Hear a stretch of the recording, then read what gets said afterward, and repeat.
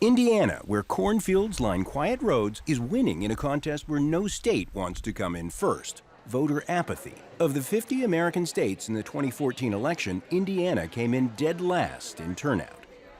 I don't really know if I should utilize my voting right just because I can. I'm thinking I probably won't vote. And with Hillary Clinton and Donald Trump racking up relatively high unpopularity ratings in polls, even many voters who aren't apathetic are unenthusiastic. It's not whether I like them or not, but I think I'll be voting for Hillary this time around. And that's in a nation with a relatively low voter turnout.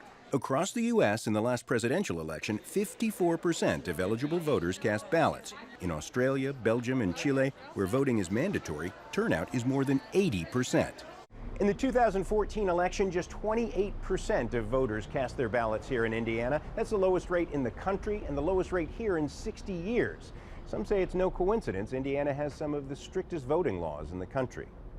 Indiana has a stringent voter ID law. It also shuts down registering 1 month ahead of an election and requires an approved excuse for an absentee ballot. If it were pretty simple, where there was no cutoff date, if we could register the same day we vote, if we didn't have to have the ID to prove that we exist, they don't help voting. They kind of put a little roadblock in front of it all. Indiana is one of several Republican-leaning states to tighten voting laws, a move political analysts say excludes minorities and others who lean toward the Democratic Party from voting.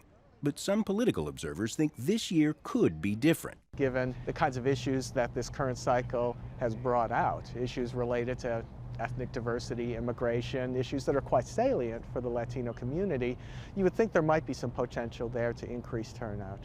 With Indiana Governor Mike Pence running as Trump's vice presidential candidate and Hillary Clinton promising debt-free college, there are signs of interest among students here at Purdue University.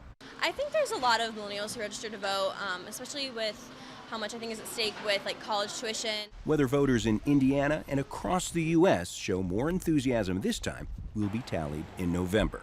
John Hendren, Al Jazeera, West Lafayette, Indiana.